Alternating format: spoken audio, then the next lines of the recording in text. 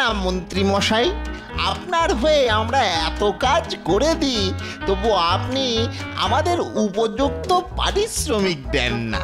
এর চেয়ে বেশি পারিশ্রমিক পাওয়ার যোগ্য তোরা নোস। আপনি কি বলছেন মন্ত্রী মশাই? আপনাকে আমরা যে টাকা রোজগার করিয়ে দিই তার সিকি ভাগও তো পাই না। বাবা, মন্ত্রীর সঙ্গে বটা ঘটার লেগে গেছে দেখছি। না, আড়াল থেকে শুনতে হচ্ছে। বাবা, তোরা তো বেশ হিসেব নিকেশ করতে শিখে গেছিস দেখছি। শোন, তোদের যদি পোষায় তাহলে আমার সঙ্গে কাজ কর, না হয় করিস না। বেশ, তাহলে না করাই ভালো। আমাদের যথেষ্ট বুদ্ধি আছে। হ্যাঁ হ্যাঁ, সেই বুদ্ধি ব্যবহার করে আমরা অনেক বেশি টাকা রোজগার করতে পারি। আপনার কাছে থাকলে চিরকাল আপনার চাকর হয়েই থাকতে হবে। হ্যাঁ, বুদ্ধিমান মানুষদের অন্যের চাকর হয়ে থাকার কোনো মানেই হয় না। ওরে বাবা, তোরা নাকি বুদ্ধিমান? হ্যাঁ, বেশ, তবে দেখিয়ে দে যে তোরা কত বুদ্ধি ধরিস। যা, একা একা কাজ করে দেখা দেখি।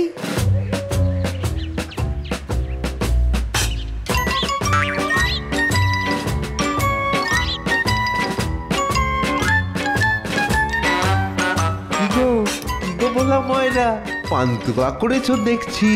তা ওই দু জায়গায় দুটো করে পান্তুয়া আর দুটো করে ছানার গজা দাও তো। একদম সদ্য ঘিয়ে ভাজা পান্তুয়া আর আজ সকালেই করা ওই ছানার গজা রয়েছে। তোমরা খেয়ে দেখো দেখো, খুব ভালো লাগবে। দেখো। আচ্ছা ভোলা ময়রা, তুমি কি শুনেছো যে আজ মহারাজ সকাল থেকেই খুব আনন্দে আছেন? না, তা তো শুনিনি। হ্যাঁ, রাজ্যের রাজা সকাল থেকে খোশ মেজাজে আছেন, গান গাইছেন। আর এই খবর তোমার কানে পৌঁছায়নি? কই না তো। তাহলে তো সেই মহান কাজটা আমরাই করে দিলাম। রাজ্যের রাজা যখন খুশি তখন প্রজাদেরও তো খুশি থাকা উচিত, তাই না? তা তো বটেই, তা তো বটেই। মহারাজ যখন খুশি তখন তো আমাদেরও খুশি থাকা দরকার। আচ্ছা চলি। হ্যাঁ, মিষ্টির দামটা? সে কি, আমরা একটা এত বড় খুশির খবর দিলাম, আর এই আনন্দে তুমি আমাদের মিষ্টি খাওয়াবে না? কিন্তু মিষ্টির দামটা না দিলে? দামটা দিলেই বরং মহারাজ অসন্তুষ্ট হতে পারেন। আর মহারাজের ক্ষোভ বা রাগ তো তোমরা জানো। না না, থাক থাক, মিষ্টির দাম আর দিতে হবে না, থাক থাক। চলি।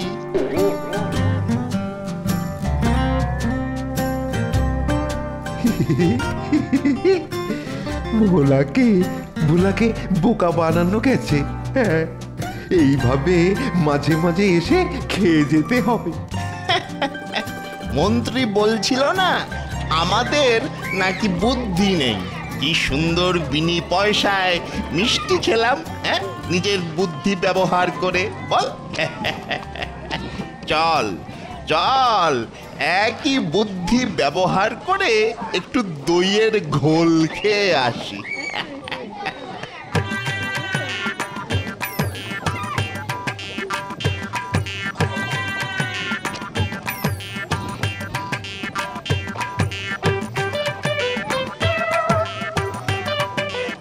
আরে আরে ও ভাই, হ্যাঁ ও ভাই, ঘোলওয়ালা, দইয়ের ঘোল তো বিক্রি করছো, তা এটা গরুর দুধ না মোষের দুধ?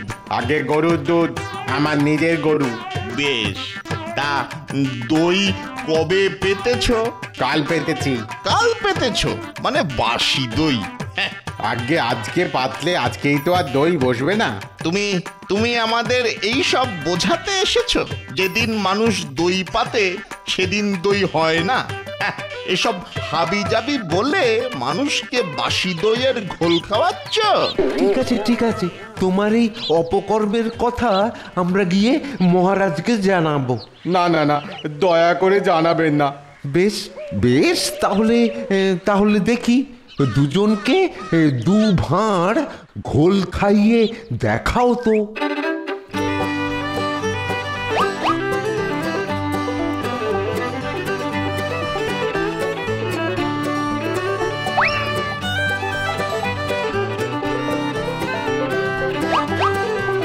ভালো দইয়ের ঘোল বটা।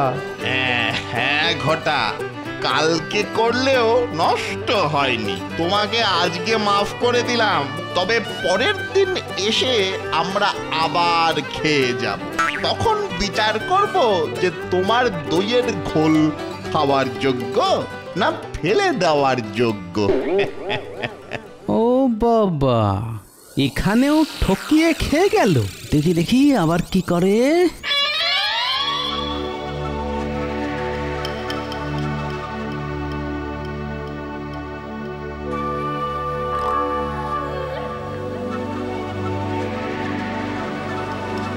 মহারাজের জয় হোক। মহারাজ, আমরা বড় বিপদে পড়ে আপনার কাছে এসেছি। হ্যাঁ মহারাজ, আপনি আমাদের বাঁচান। হ্যাঁ মহারাজ, আপনার করুণা না পেলে আমরা সবাই পথে বসবো। আহা, এত উত্তেজনা কেন? আর কি হয়েছে সেটা তো বলো। এত কিসের উত্তেজনা? আছে কি কারো প্ররোচনা? সেটা দরকার মহারাজের জানা। দ্রুত বলো। মহারাজ, বটা আর ওই ঘটা নানান হুজ্জুতি করে মিথ্যে কথা বলে আমাদের কাছ থেকে জিনিসপত্র সব হাতিয়ে নিয়েছে। আর আমাদের রীতিমতো ভয় দেখাচ্ছে যে সেনাপতি আমাদের সবাইকে ধরে নিয়ে আসবে আপনার এখানে, আর আপনি আমাদেরকে শাস্তি দেবেন। সেনাপতি, তুমি ওদেরকে চেনো নাকি? হ্যাঁ মহারাজ, চিনি। মানে জানেনই তো, ওরা ওই মন্ত্রী মশাইয়ের জন্য কিছু কাজকর্ম করে। সে কি মন্ত্রী? ওরা তোমার লোক? আগে ছিল মহারাজ, কিন্তু এখন ওদের আমি তাড়িয়ে দিয়েছি। মহারাজ, আবার ওরা বলে বেড়াচ্ছে যে ওরা নাকি খুব বুদ্ধিমান। হ্যাঁ, খুব বুদ্ধিমান। ওরা হাতে কাউকে মারবে না। হ্যাঁ, ওরা বুদ্ধি খাটিয়ে সবার থেকে ঠকিয়ে খাবে। আচ্ছা, এতটা বেড়েছে। গোপাল, বলুন মহারাজ। বটা ঘটার এই দৌরাত্ম্য বন্ধ করার দায়িত্ব আমি তোমাকে দিলাম। তুমি যদি আগামী 3 দিনের মধ্যে ওদেরকে পরাস্ত করতে পারো, তাহলে তোমার জন্য থাকবে উপযুক্ত পুরস্কার। যথা আজ্ঞা মহারাজ। আমাকে 3টে দিন সময় দিন। বটা ঘটার বুদ্ধির অহংকার আমি ঘুচিয়ে ছাড়ব।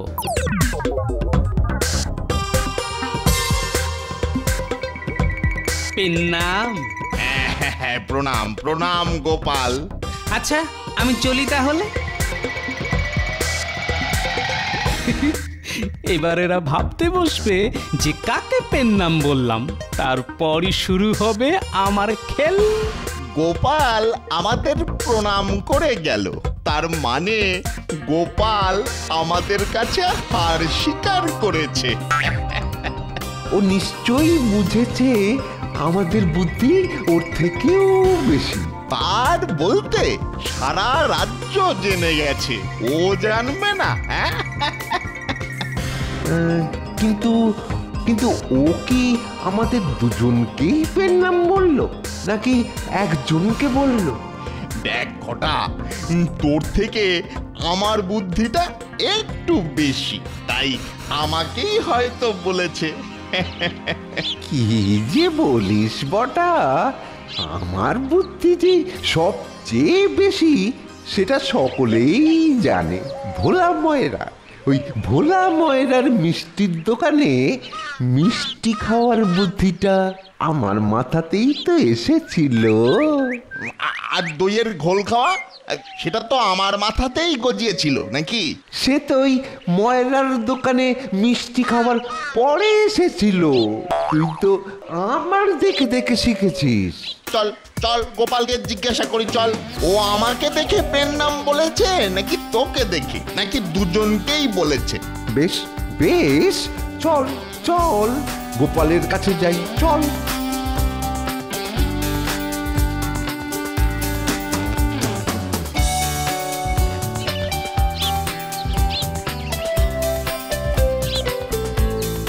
গোপাল দাদা, ও গোপাল দাদা।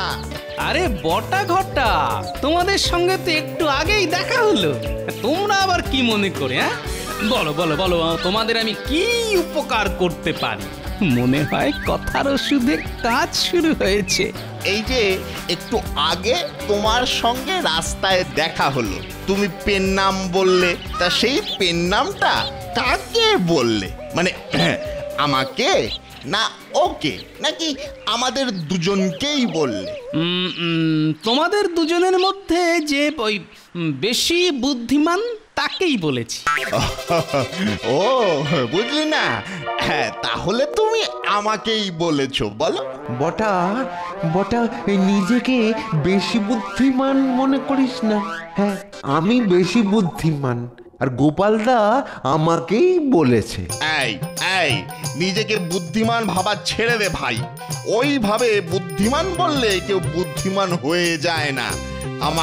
আমার জীবনে অনেক বুদ্ধির কাজের পরিচয় আছে, তাই তাই আমি বুদ্ধিমান, বুঝলি? চুপ কর, আমি বলছি আমি বেশি বুদ্ধিমান। এই, আমি বুদ্ধিমান, আমি বুদ্ধিমান, আমি মারবো কিন্তু ভাই, চুপ কর, আমি বুদ্ধিমান, আমি বুদ্ধিমান। করো কি ঝগড়া করে কেউ নিজেকে বুদ্ধিমান প্রমাণ করতে পারে না। তার চেয়ে বরং চলো আমি একদিন তোমাদের সঙ্গে কাটাই। কাল সকাল থেকে আমার সাথে থাকো এবং তোমাদের বুদ্ধি যাচাই করার কিছু কাজ দিই। যে বেশি সুষ্ঠুভাবে কাজ করতে পারবে এবং প্রশ্নের উত্তর দিতে পারবে সেই হবে বেশি বুদ্ধিমান, আর সেটা রাজ্যের সকলের সামনে প্রমাণ হয়ে যাবে। তার জন্য আলাদা করে ঝগড়া করার কোনো প্রয়োজন নেই। আমি রাজি, আমি সব রকমের পরীক্ষাতেই রাজি। হ্যাঁ হ্যাঁ, আমিও রাজি। কালকেই দেখা যাবে যে কে বেশি বুদ্ধিমান। বেশ বেশ, কাল সকালবেলা এসো, দেখা হবে। কি হলো, সঞ্জীবনী গাছ পেলে? হ্যাঁ, দেখতে পেয়েছি, কিন্তু কিন্তু ধরতে পারিনি।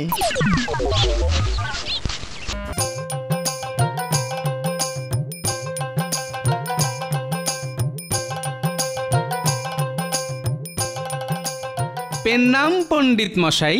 আরে গোপালজি, তা কোথায় চললে সকাল সকাল? এই যে বটা এবং ঘটা, দুই বুদ্ধিমান মানুষ। ঠিক করেছি এদের নিয়ে আজ সারা রাজ্য ঘুরব, এদের বুদ্ধিমত্তার পরিচয়গুলো লিখে রাখব। আচ্ছা, আপনাদের এখন কিসের পাঠ চলছে পণ্ডিত মশাই? আমাদের এখন বুদ্ধির অঙ্কের পাঠ চলছে গোপাল। তোমার বুদ্ধিমান দুই সাথীকে কি একটা অঙ্ক দেয়া যেতে পারে? হ্যাঁ, অবশ্যই দেওয়া যেতে পারে। দুজনেই বুদ্ধিমান মানুষ, মনে হয় খুব তাড়াতাড়ি তারা অঙ্কের উত্তর দিতে পারবে। বটে বটে, তবে এই প্রশ্ন কিন্তু তোমার জন্যও। দেখা যাক তোমাদের মধ্যে কে সঠিক উত্তর দিতে পারে। এই রে, আমাকেও পরীক্ষার আওতায় এনে ফেললেন পণ্ডিত মশাই। কতদিন অঙ্ক কষি না। ঠিক আছে, বলুন তবে। আচ্ছা ধরো, আমার বাগান পরিষ্কার করার জন্যে আমি তোমাদেরকে পারিশ্রমিক দেবো ঠিক করেছি। আমরা বাগান পরিষ্কার করা ছেড়ে দিয়েছি। এটা অঙ্ক রে বাবা, সত্যি সত্যি করতে হবে না। আচ্ছা ঠিক আছে ঠিক আছে, ও বোকা, ও জানে না এটা অঙ্ক, অঙ্কে কাজ করতে হয় না তো। পারিশ্রমিক বাবদ আমি মুদ্রা দেবো। হ্যাঁ, স্বর্ণ মুদ্রা ছাড়া আমরা নিই না। বেশ বেশ, স্বর্ণ মুদ্রাই দেবো। আমি 10 দিন কাজ করাবো, 10 দিনের শেষে 100 স্বর্ণ মুদ্রা দেবো। অথবা তোমরা প্রথম দিনে যদি 2টি স্বর্ণ মুদ্রা পাও, তাহলে দ্বিতীয় দিন দ্বিগুণ, তৃতীয় দিন তার দ্বিগুণ, এভাবেই পাবে। এবার তোমরা বলো, তোমরা কোন শর্তে স্বর্ণ মুদ্রা নিলে বেশি লাভ করতে পারো? 2টো স্বর্ণ মুদ্রা নিয়ে শুরু? না না না, আমি 100 স্বর্ণ মুদ্রা নেব। এই প্রশ্নের উত্তর আলাদা হবেই বা কি করে? আমিও এককালীন ওই 100 স্বর্ণমুদ্রা নেব। গোপাল, তুমি কি করবে? আমি অবশ্যই 2টি স্বর্ণ মুদ্রা দিয়ে শুরু করব পণ্ডিত মশাই। কেননা আমি প্রথম দিন যদি 2টি পাই, পরের দিন 4টি, তৃতীয় দিন 8টি, তারপর দিন 16টি, তারপরের দিন 32টি, তারপরের দিন 64টি এবং তারপরের দিনই 124টি, তারপরের দিন 200। আমি এই হিসেবে নিলে অনেক বেশি সংখ্যক স্বর্ণ মুদ্রা লাভ করতে পারবো। বেশ বেশ গোপাল, এই জন্যেই তুমি সবচেয়ে বেশি বুদ্ধিমান। এটা তো ধাঁধা অঙ্ক হয়ে গেল। আর আর এটাতে আমাদের দুজনের মধ্যে কেউই তো জিততে পারলাম না। আহা, এই তো সবে শুরু, এখনো তো অনেক কাজ বাকি আছে।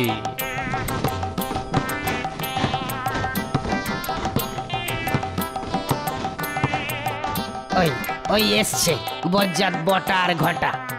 বুদ্ধির দেমাকে যেন মাটিতে পা পড়ে না।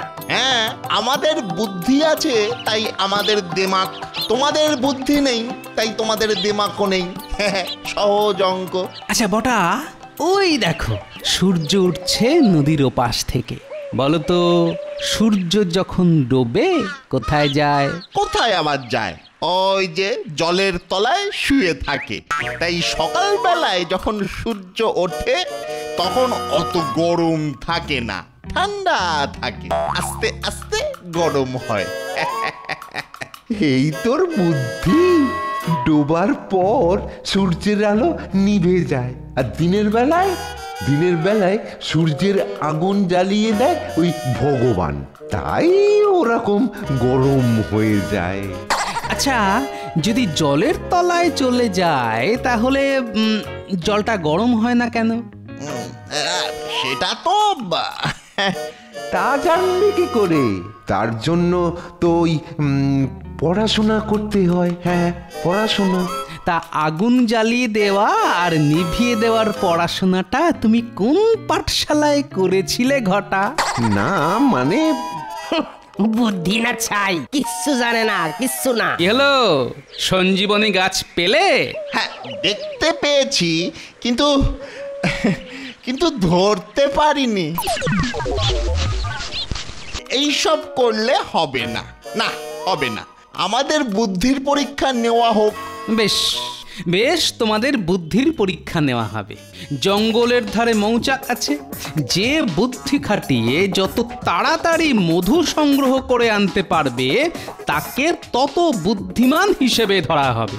আর একটাও মৌমাছির কামড় খাওয়া চলবে না।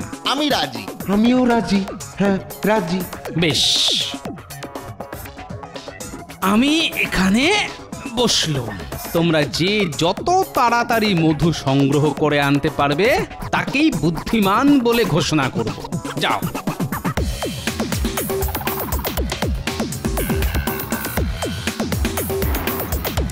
আমি এইখান থেকে গাছের গুঁড়িটা যদি কেটে দিই তাহলে জলে গিয়ে পড়বে মৌচাক, মৌমাছিগুলো মরে যাবে, আর আমি মধুর চাক নিয়ে চলে যাব। এই হলো বটার বুদ্ধি।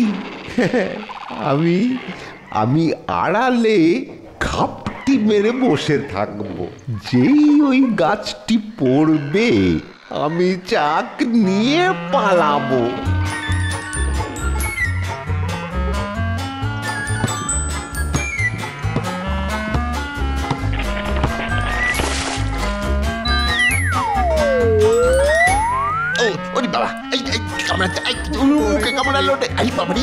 চুলকোতে পারছি না পিঠটা। ওরে বাবা, কি করেছে?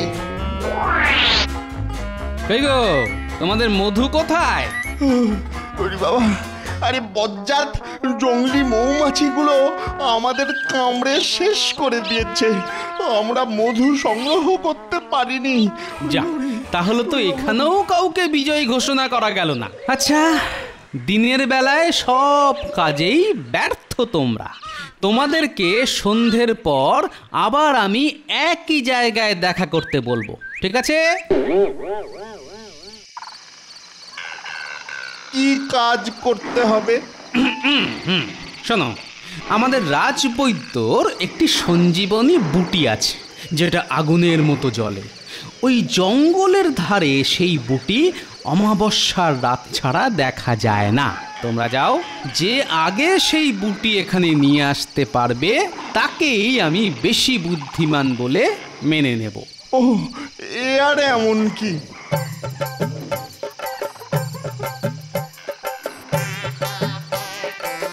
এবার আসুক বেটারা। কই রে, কিছু দেখতে পেলি? না, আমি কিছু দেখতে পাইনি। আরে আরে, ওই তো একটা আগুন।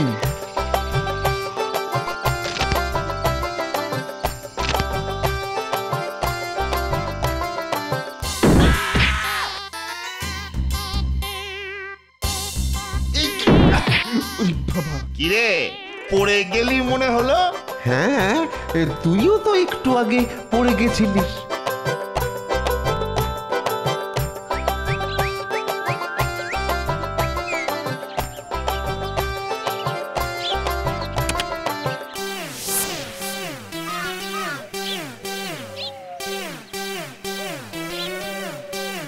কি হলো, সঞ্জীবনী গাছ পেলে?